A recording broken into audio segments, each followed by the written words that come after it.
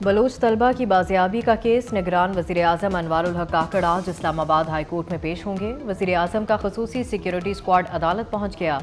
अदालत की तरफ सिक्योरिटी के सख्त इंतजाम। जस्टिस मोहसिन अख्तर कियानी ने आज दिफा और दाखिला के वज़रा और सेक्रेटरीज को भी तलब कर रखा है।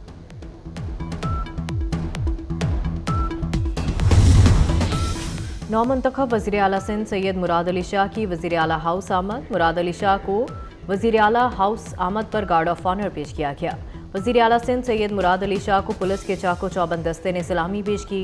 मुराद अली शाह ने सलामी लेने के बाद अपने फ़राइज़ मनसबी का आगाज़ कर दिया। वज़ीर आला सिंध ने सबसे पहले अमन व अमान की सूरत हाल पर इजलास बुलाया।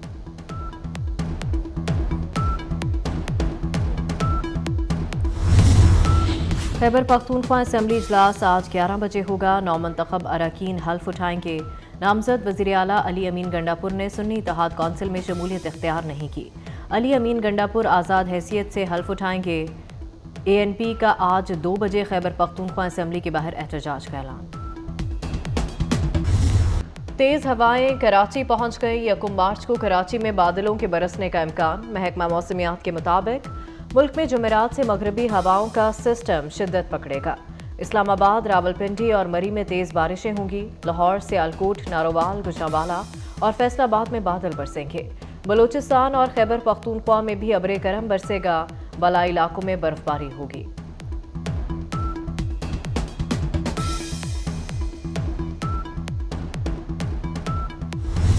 अब लीगल मसाइल बनेंगे अलवी साहब के। शुरू तो वहाँ से होंगे जहाँ उस रात अलवी साहब ने आइन तोड़ा और हमारे अदम एतमाद के बावजूद असम्बली को डिसॉल्व किया।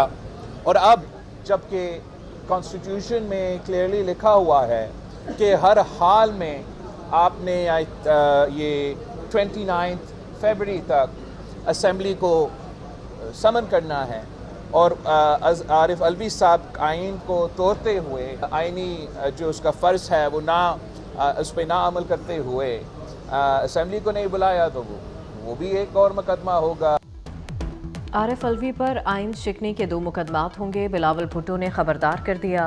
कहते हैं एक मुकदमा अदम एतमाद के दौरान असम्बली तोड़ने का होगा, दूसरा असम्बली इजलास ना बुलाने का केस होगा। सदर इजलास ना बुलाकर आइन तोड़ रहे हैं। इंतखाबी अमल से आरिफ अलवी की जगह दूसरा सदर लाएंगे। PTI आइन मानती है ना जमहूरियत। सबसे ज्यादा गलतियां डियाला जेल में कैद शख्स ने की। निगरान वफाकी हुकूमत और सदर आरिफ अलवी आमने सामने। हुकूमत ने सदर के एतराज़ात का जवाब दे दिया। असम्बली इजलास बुलाने की समरी पर नजरसानी की सदा। सदर आइन के मुताबिक असम्बली का इजलास बुलाएं। आइन में नहीं लिखा ऐवान नामुकम्मल हो तो इजलास नहीं हो सकता। आर्टिकल 91 के तहत इजलास रोकना सदर की सवाबदीद नहीं। सदर ने 29 फरवरी को इजलास ना बुलाया तो भी इजलास उसी दिन होगा।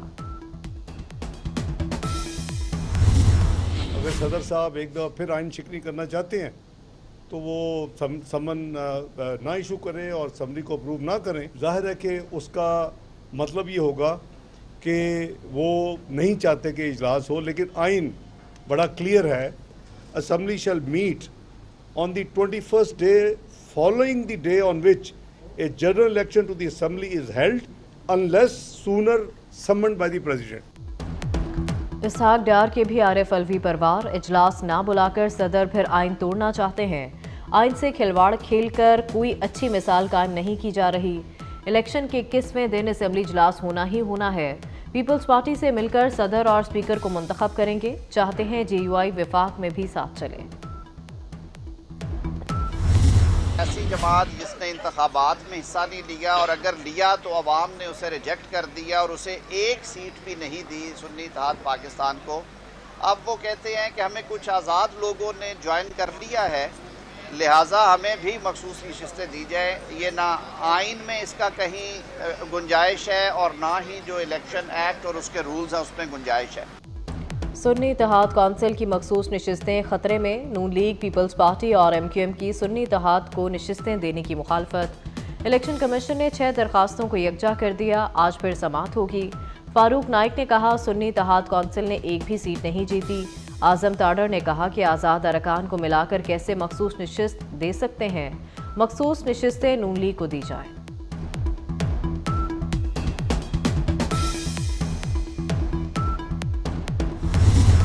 पीपल्स पार्टी एमक्यूएम का मैंडेट 100% जाली समझती है। पीपल्स पार्टी का इसरार है एमक्यूएम को हुकूमत साजी से बाहर कर दें। मुस्तफ़ा कमाल ने नून लीग के मौक़िफ़ से क़यादत को आगाह कर दिया। पीपल्स पार्टी से क्या तय पाया, नून लीग कुछ बता भी नहीं रही। अहम इजलास की वीडियो लिंक। मुस्तफ़ा कमाल ने वीडियो को असली करार दे दिया। इलेक्शन से पहले जेयूआई का हुजम घटाने का फैसला हो चुका था। मौलाना फजलुर रहमान का दावा, बोले हुकूमत से मुल्क नहीं चलेगा, निज़ाम गिर जाएगा। सिस्टम के अंदर रहने वाले रोएंगे, बाहर वाले जमकर बात करेंगे। पीटीआई जीती है तो उन्हें हुकूमत दें, मुदाखलत के साथ इलेक्शन का कोई फ़ायदा नहीं। 190 मिलियन पाउंड करप्शन केस में बड़ी पेशरफ्त। बानी पीटीआई और उनकी अहलिया बुशरा पर भी फर्द जुर्म आयद। मुल्जिमान का सेहत जुर्म से इनकार। एहतसाब अदालत ने दोनों मुल्जिमान की मौजूदगी में फर्द जुर्म पढ़कर सुनाई। अदालत ने 5 गवाहों को आइंदा समाअत पर तलब कर लिया। मजीद समाअत 6 मार्च तक मुलतवी।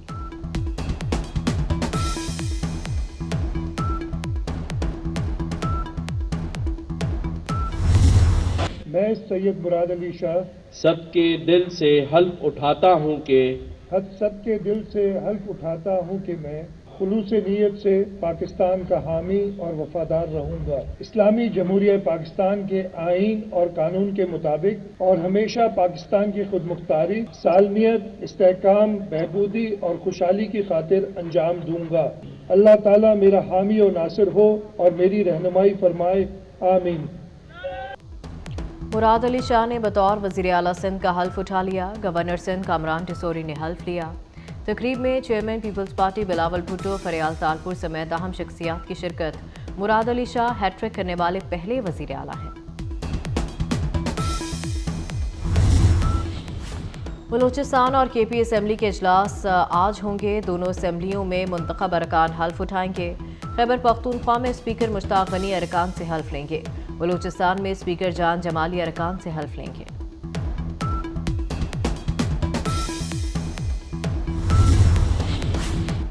NA-15 मानसेरा में दोबारा इलेक्शन कराया जाए। नवाज शरीफ की हल्के में री इलेक्शन की दरख्वास्त पर फैसला महफूज। वकील नवाज शरीफ के मुताबिक बैलेट बैग्स और फॉर्म 45 की टैंपरिंग की गई। यहाँ डस्का से ज़्यादा टैंपरिंग हुई। टोटल 550 पोलिंग स्टेशन थे, हमें 123 पोलिंग स्टेशन के नताइज नहीं मिले। फॉर्म 45 प्रिजाइडिंग अफसर ने नहीं दिए। सरकारी महकमों में कोई सियासी भर्ती नहीं होगी। मेरिट की खिलाफ वर्जी करूंगी, ना करने दूंगी। वज़ीर आला मरियम नवाज का सिविल सेक्रेटरीट में ब्यूरोक्रेसी से खिताब। मुस्तहिक अफराद का डाटा बैंक बनाने की हिदायत। वज़ीर आला ने म्यूजियम का इफ्तिताह किया। ज़ेर तकमील मंसूबे का भी जायजा लिया। सूबा भर में गलियों की मुरम्मत के प्रोजेक्ट का ऐलान। देहात में पीने का साफ पानी फराहम किया जाएगा। वज़ीर आला पंजाब का सेफ सिटी का दौरा। 31 दिसंबर तक तमाम अजला में smart safe city project launch करने का हुक्म।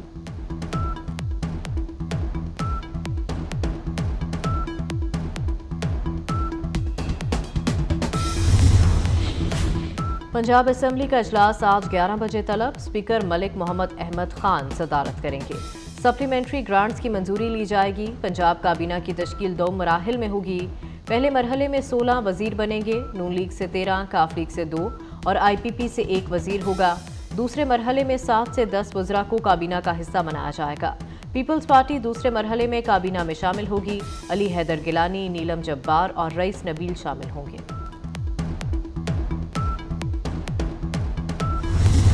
मैं 22 जनवरी 2023 से 24 फरवरी 2024 तक आपका वज़ीर आला रहा।